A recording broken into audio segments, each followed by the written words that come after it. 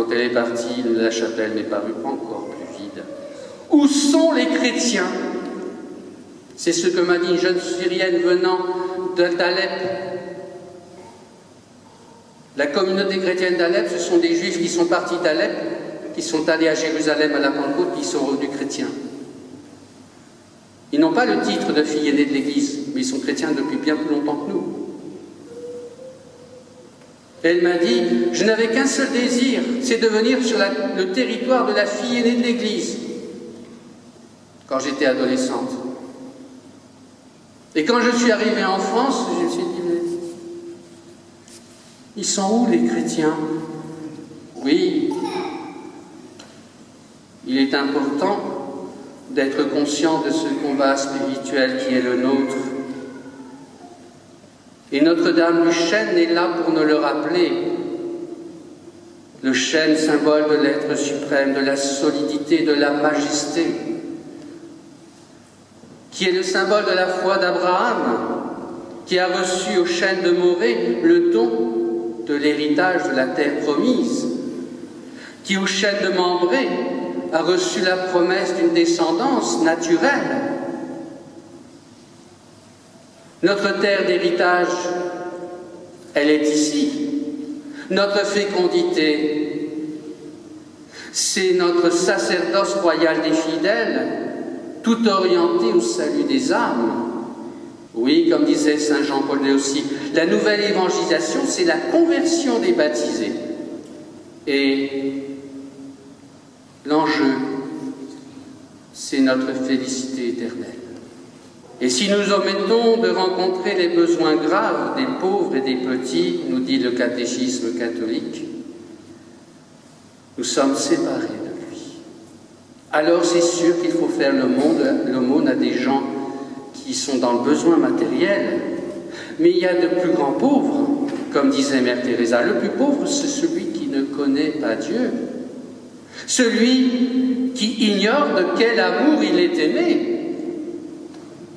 Et c'est à eux que nous sommes envoyés. Alors nous avons Moïse, les prophètes, la Sainte Écriture, la prière, l'Évangile, le catéchisme de l'Église catholique, les sacrements, le jeûne, la prière, et particulièrement le sacrement de la confession. Comme disait Monseigneur Catnos à Medjugorje, dit c'est bien de vous confesser au plus grand confessionnal du monde, mais confessez-vous aussi en France. On dirait que les Français n'ont plus de péché. C'est extraordinaire. Mais rappelons-nous de ce que dit Bernanos, être fille aînée de l'Église, ce n'est pas un orgueil, c'est une responsabilité. Et ça s'inscrit dans notre histoire. Vous savez, le monde a basculé dans l'économie de marché avec la décapitation de Louis XVI. Tuer le père a eu pour conséquence l'économie de marché.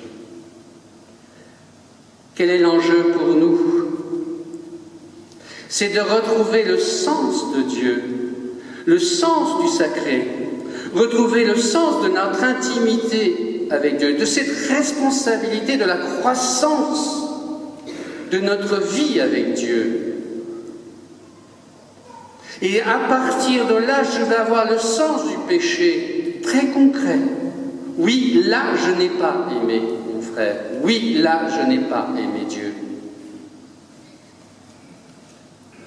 Et un sens de la miséricorde de Dieu. Nous avons cette chance de pouvoir accueillir notre misère pour l'offrir à la miséricorde.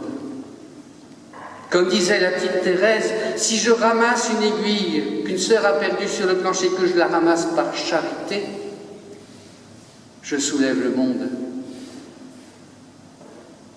Mais si je ne le fais pas, péché par omission. Alors, nous avons aussi à demander d'être consacrés dans l'Esprit Saint. Jésus nous a promis l'Esprit Saint. Sans moi, vous ne pouvez rien faire. Et il nous dit, voilà, s'il est bon pour vous que je m'en aille,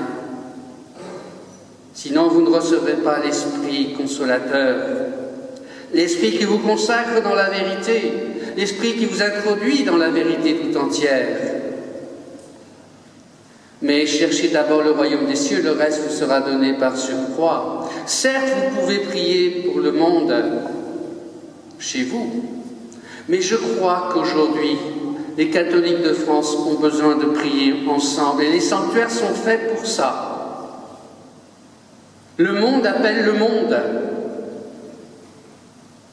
Et vous avez des pauvres dans vos familles qui ont besoin de découvrir de quel amour ils sont aimés. Et de prier pour que ce sanctuaire soit un lieu de miséricorde.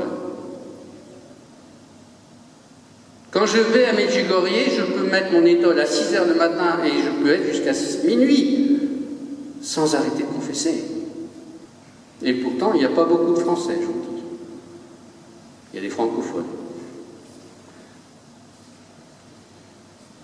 Oui, demandons au Seigneur de nous mobiliser, et la vie politique nous y invite. La Vierge Marie fait de la géopolitique. Elle nous met en lien avec nos frères d'Orient, qui eux sont massacrés pour que nous soyons apparemment en paix.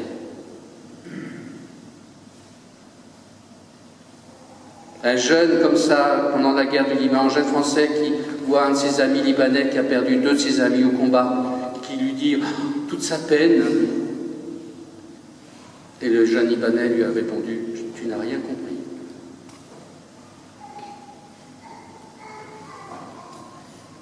Alors je sais que vous êtes conscients, plus ou moins, de ce combat, mais nous sommes mandatés.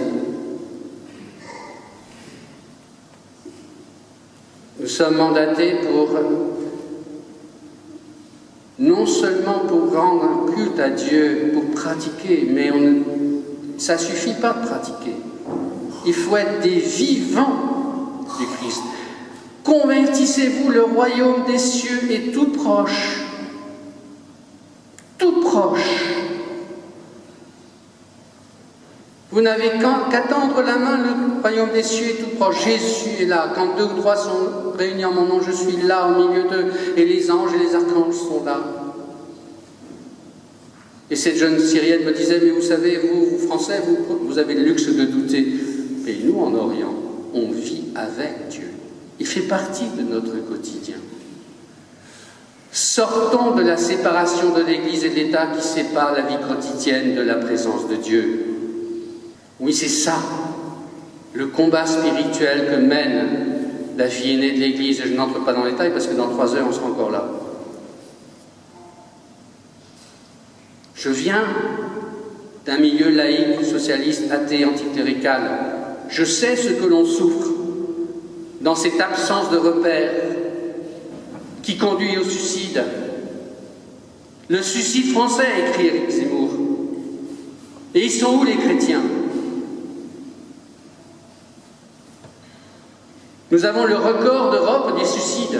Enfin, il y a quelques années, je ne sais pas si c'est encore vrai, mais on avait le record, particulièrement les jeunes. Alors, est-il mieux de rester regarder une série B à la télévision ou de venir dire le rosaire au sanctuaire Notre-Dame du Chêne? Oui, les catholiques de France ont besoin de votre ferveur. À Notre-Dame de Béchouat, il y a 8 messes par jour. 8. Ici, nous en avons 2. Est-ce que Notre-Dame du Chêne est vraiment un lieu de miséricorde? Est-ce que nous en sommes propriétaires? Ou est-ce que c'est vraiment la maison de Marie? Marie a signifié qu'elle voulait ce lieu. Elle l'a fait reconstruire. Et ça, j'en suis persuadé. Quand la Vierge Marie met ses pieds dans un endroit, elle ne le quitte pas. Voilà, demandons cette humilité au cœur de Jésus, au cœur de Marie. Venez à moi, vous tous qui peinez, car je suis doux et humble de cœur. Là aussi, pardon, mais je vais être un peu long, mais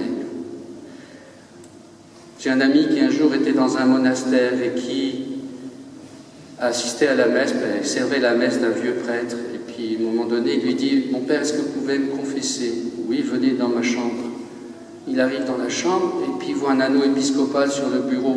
Il dit « Mais mon père, vous êtes évêque ?» Il dit « Non, c'était un Italien.